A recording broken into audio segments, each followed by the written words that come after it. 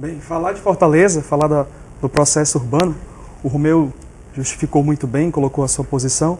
A gente precisa mencionar o primeiro traçado de Fortaleza, feito pelo Adolf Herbert, em 1875, até o próprio Boticário, ele era o interventor e convidou.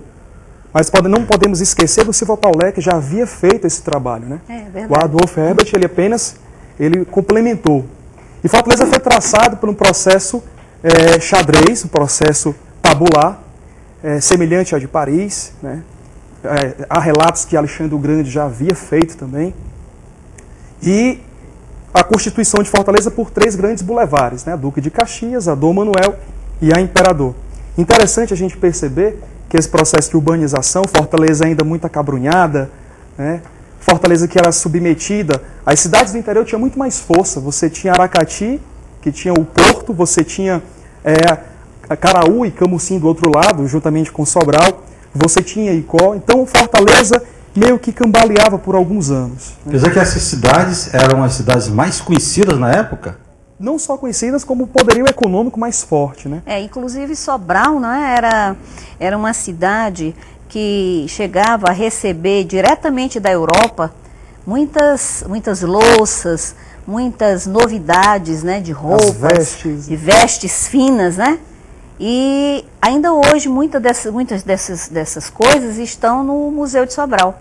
Então Sobral realmente é uma cidade tradicional e teve uma vocação, vamos dizer assim, não natural, porque embora ela pudesse também ser recebida pelo Porto de Acaraú, mas ela teve esboçou uma vocação de ser como uma segunda capital do Ceará, num determinado momento.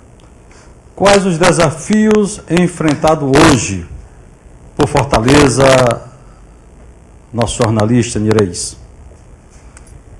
Bom, existem muitos desafios.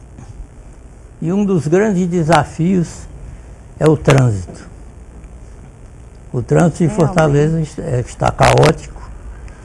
A meu ver, como observador, eu não sou especialista, o que falta em Fortaleza, nos corredores, são as paralelas.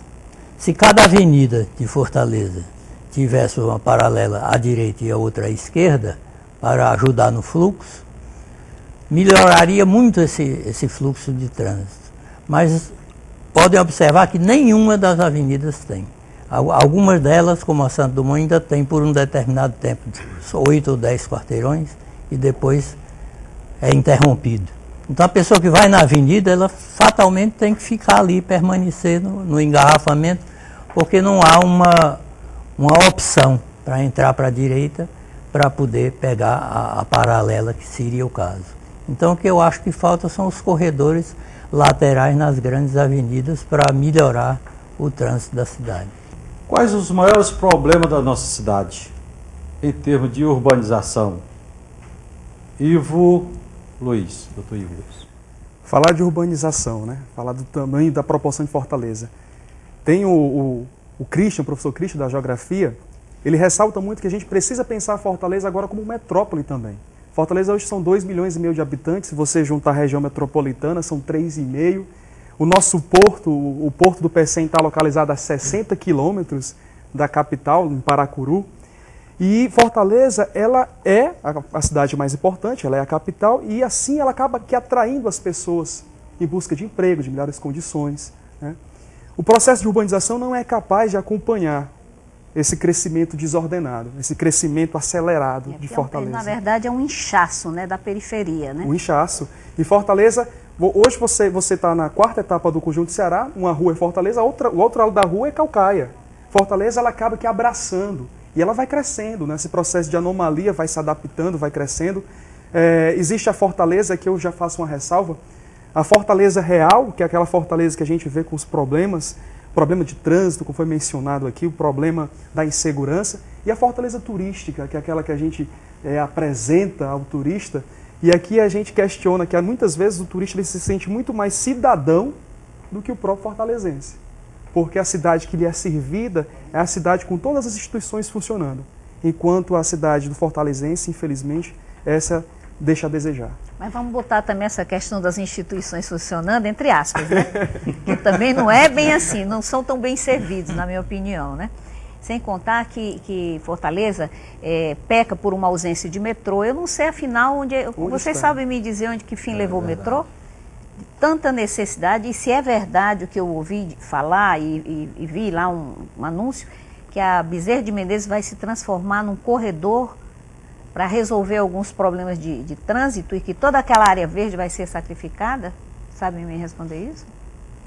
Bem, eu acho que um estado que tem a cidade de Fortaleza com 2.500.000 habitantes, tem uma região metropolitana de 13 municípios, 12 completamente dependentes da cidade de Fortaleza, que tem Sobral e que tem Crato Juazeiro de Barbalha a quase 600 quilômetros lá para baixo, é um estado que tem uma rede urbana completamente falida. Certo? Então, qualquer assunto que diga respeito a uma cidade dessa, seja transporte, seja a habitação, seja o que for, ele vai ser dependente desse assunto. Como é que a gente tem trabalhado e tratado desse assunto? Eu vivo dizendo isso lá no nosso departamento do Ceará, do Instituto de Arquitetos do Brasil. Nós estamos tratando a questão da habitação popular como se tratava há 50 anos. São algumas poucas pessoas que vêm para cá, aí botam uma casinha para o povo ali e resolve e tal. O contingente miserável que mora nessa cidade aqui, na nossa periferia, nesse processo de periferização das grandes metrópoles da América Latina, Fortaleza é a maior metrópole do semiárido do mundo, com seus 2.500.000 habitantes. E sem ter uma rede de cidades que sirva de escudo ou de proteção para ela. Então vem todo mundo para cá.